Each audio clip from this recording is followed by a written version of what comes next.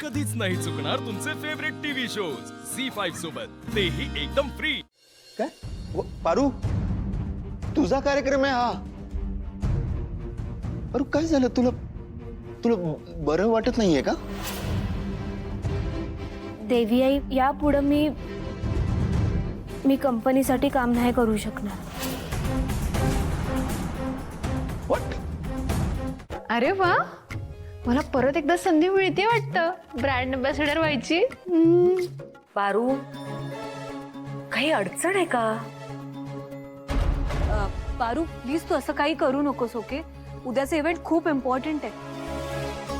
किर्लोस्करांचा स्टेटसचा प्रश्न आहे, तू असं अचानक कसं काय करू शकतेस? एक मिनिट अनुष्का,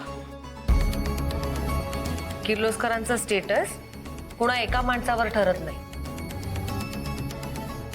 पण पारू, तू जे बोलतेस ते मला पटत नाहीये। कारण तुला मॉडेलिंग करता यावं म्हणून आदित्य माझ्या विरोधात उभा राहिलेला बघितलंय मी। तुझी तुझ्या कामावरची निष्ठा तुझ्या डोळ्यात बघितलीये मी।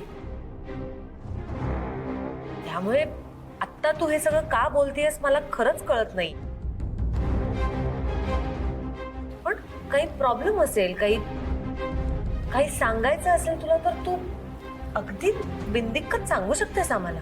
नाही नाही, एक मिनिट आई, मला असं वाटत नाहीये पारू हा निर्णय मनापासून घेते।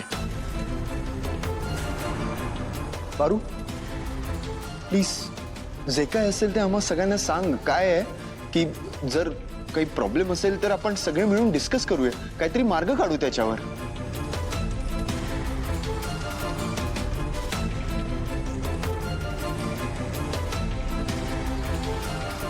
हरीश, तुला पारूनी मॉडेलिंग केलं तर काही प्रॉब्लेम आहे का?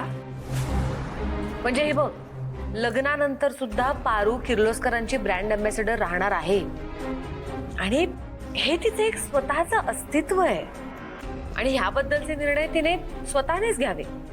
तुला काय वाटतं? अगदीच मॅम, तुम्ही बरोबर बोलताय। नाही, पारूने तिचं करिअर केलंच पाहिजे। उलट मला खूप अभिमान वाटतोय की पारू सारखी बायको मला मिळाली।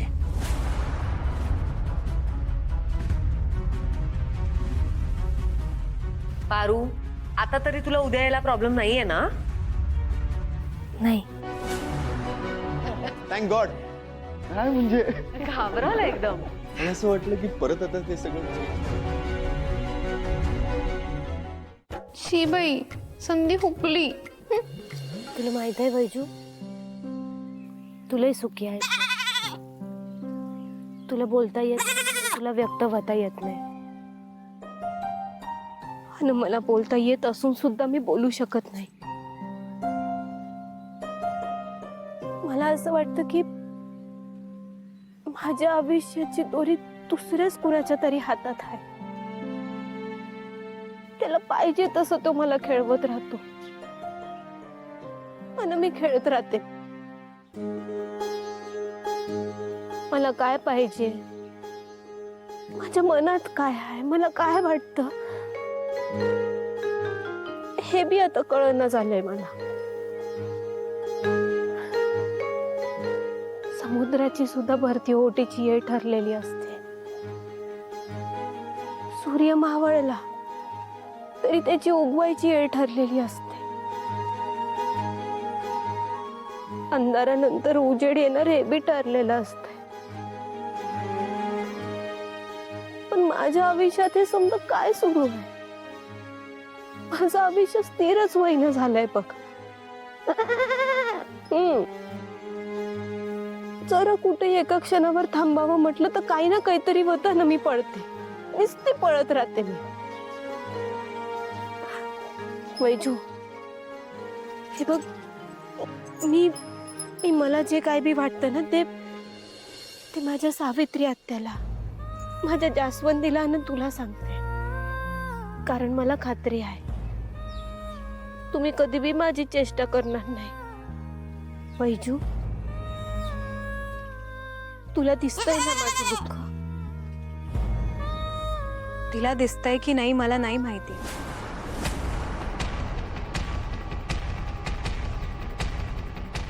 अगं पारू ऐक ना. मला माहिती आहे ना, मला दिसतंय ना तुझं दुःख. आणि तुझं दुःख बघून मला खूप म्हणजे खूप खूप आनंद होतोय, खूप जास्त.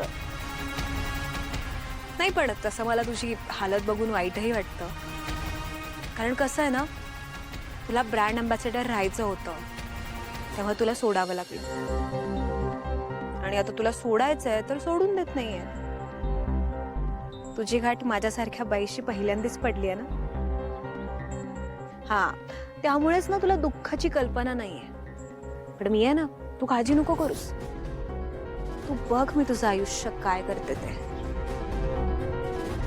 अहिल्याचा तुझ्याबद्दलचा सन्मान, ब्रँड अँबॅसेडर पद, प्रीतम आणि आदित्यची असलेली मैत्री, हे सगळं सगळं तुझ्याकडून हिरावून घेणार आहे मी.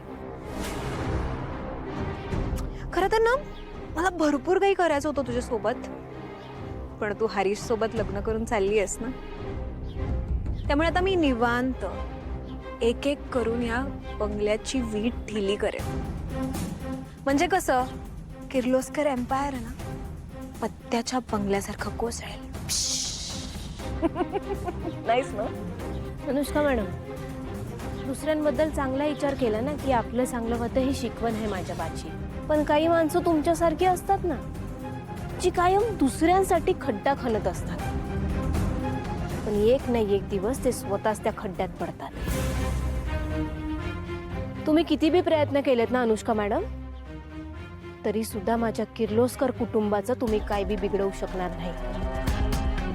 मी तुम्हाला या आधी बी सांगितलं आहे, मी जोपर्यंत जिवंत आहे तोपर्यंत तुमच्यामध्ये आणि माझ्या किर्लोस्कर कुटुंबामध्ये भिंत बनून उभी राहील मी.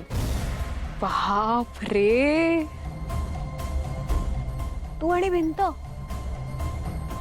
तू स्वतःला भिंत समजतेस.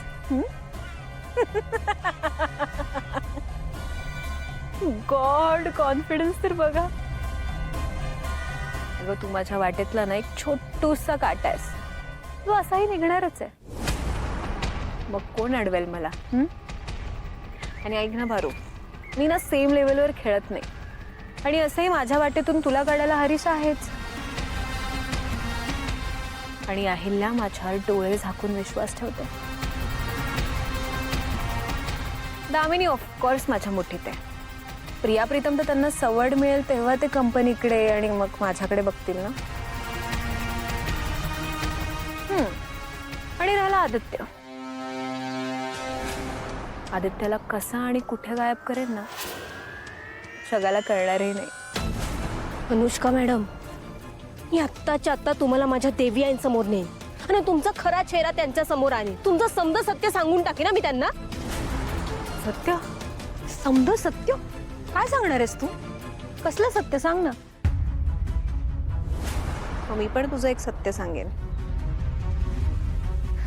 अनुष्का मॅडम, काय करतोय तुम्ही? सोडा सोडा. तुला काय वाटलं, या काळ्या धाग्याला मंगळसूत्र बांधलं तर कोणाला कळणार नाही? आम्ही काय मूर्ख वाटलो का तुला? झी5 ॲप डाउनलोड करा आणि पहा सर्व एपिसोड्स एकदम फ्री.